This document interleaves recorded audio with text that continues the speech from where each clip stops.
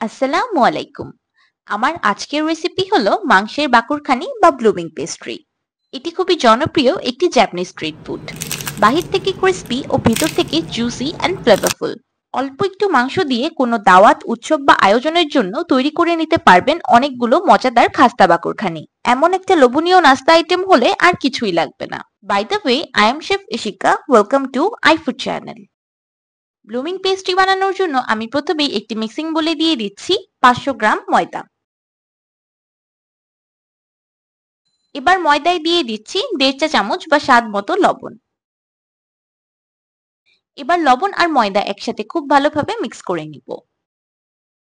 আমি ময়দার কাপের মাপ ডেসক্রিপশন বক্সে লিখে দিব, আপনারা অবশ্যই চেক করে নেবেন। এবার ময়দায় দিয়ে দিচ্ছি 2 টেবিল চামচ তেল। এবার হাত দিয়ে তেল আর ময়দা একসাথে খুব ভালোভাবে ময়ান করে নিব। ময়ান করার পর টেক্সচারটা কিছুটা এমন হবে। এবার দিয়ে দিচ্ছি রুম টেম্পারেচারে থাকা 1 কাপ পানি। এবার পানি আর ময়দা একসাথে খুব ভালোভাবে মাখিয়ে একটি শক্ত ডো বানিয়ে নিব।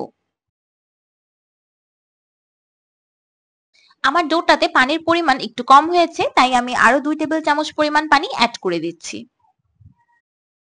পানিটা অল্প অল্প করে বুঝে অ্যাড করতে হবে, অতিরিক্ত পানি অ্যাড করে ডোটাকে বেশি সফট বানিয়ে ফেলা যাবে না। যে কোনো ডো বানানোর ক্ষেত্রে পরবর্তীতে ময়দা অ্যাড করার থেকে পানি অ্যাড করা ভালো, তাই পানিটা অল্প অল্প করে অ্যাড করলে ডোটা বেশি ভালো হয়। আমি 2 মিনিটের মতো ময়ান করে নিয়ে খুবই মসৃণ একটা ডো তৈরি করে নিয়েছি। ডোয়ের টেক্সচারটা কিছুটা এমন হবে। আঙুল দিয়ে চাপ দিলে ডোটা আবার বাউন্স ব্যাক করবে। এবার এই ডোটাকে রেস্টে রেখে দিব 10 মিনিটের মতো।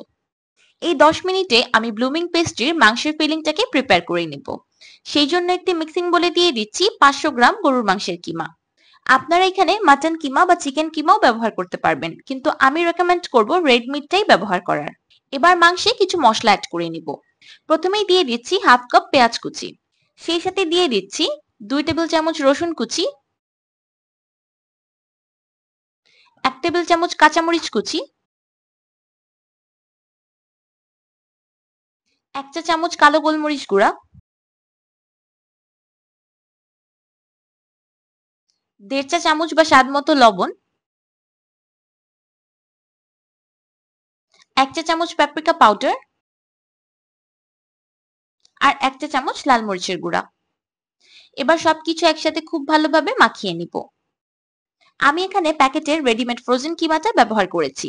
আপনারা ইচ্ছে করলে কিমা ঘরেও তৈরি করে নিতে পারবেন, কিন্তু ঘরে কিমা তৈরি করলে একটি বিষয় লক্ষ্য রাখবেন, যেন কিমাতে 80% মিট আর 20% ফ্যাট থাকে।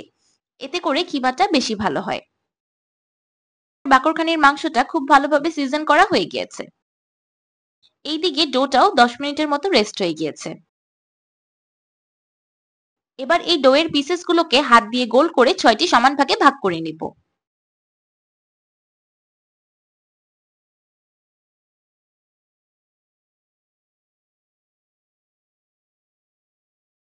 এবার একটি ডো নিয়ে একটি ছোট আকারের রুটি বেলে নিব। রুটিটা বেশি বড় বা পাতলা করে বেলার প্রয়োজন নেই, একটু মোটা থাকলেই বেশি সুবিধা হবে।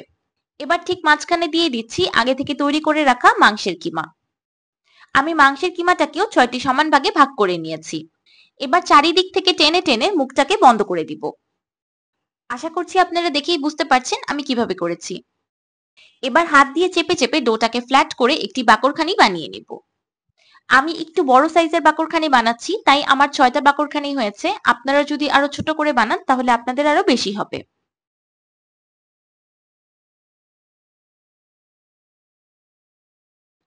আমার বাকরখানিটা ফ্ল্যাট করা হয়ে গিয়েছে। এবার এটাকে একটি বেকিং পেপারের উপর নিয়ে নিচ্ছি। এবার নাইফ দিয়ে কেটে কেটে বাকরখানিটাকে চিরে একটি ব্লুমিং ডিজাইন করে নিব। এতটুকু জোর দিয়ে কাটতে হবে যেন শুধু উপরের পাশটাই কাটে, নিচের পাশটা কেটে না যায়।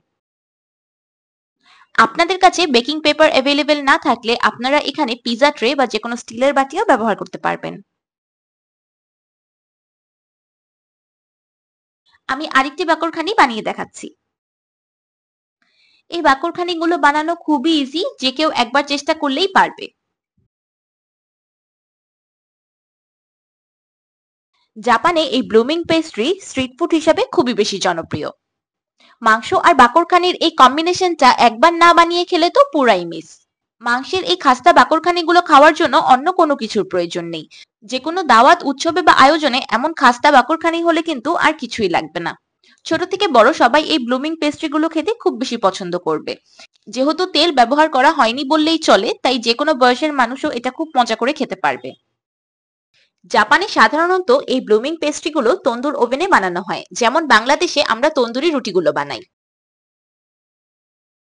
আমার সবগুলো ব্লুমিং পেস্ট্রি বানানো হয়ে গিয়েছে। এবার এগুলোকে বেক করার পালা। এবার প্রিহিটেড ওভেনে 200 ডিগ্রি সেলসিয়াসে বাকরখানিগুলোকে বেক করে নিব 30 মিনিটের মতো। ওভেন স্পেসিফিকেশন অনুযায়ী টাইম এন্ড টেম্পারেচার ভ্যারি করতে পারে। 30 মিনিট পর আমার মাংসের বাকরখানি বা ব্লুমিং পেস্ট্রি পারফেক্টলি বেকড। তো তৈরি হয়ে গেল ঝাল ঝাল মাংসের বাকরখানি বা ব্লুমিং পেস্ট্রি। আপনাদের বাসায় ওভেন না থাকলে বা বেক করতে না চাইলে আপনারা এটাকে এয়ার ফ্রাইও করে নিতে পারেন। তাছাড়া চুলাতে ডিপ ফ্রাই বা শ্যালো ফ্রাইও করে নিতে পারবেন।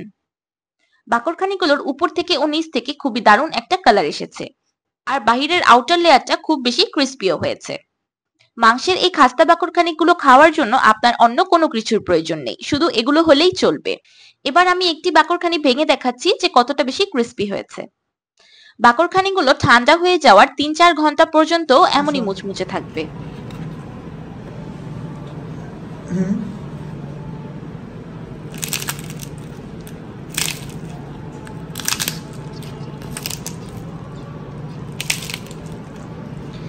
বাহিরের ক্রিস্পি বাকরখানির সাথে ভিতরের জুসি মাংসের কম্বিনেশনটা একসাথে জাস্ট ওয়াও।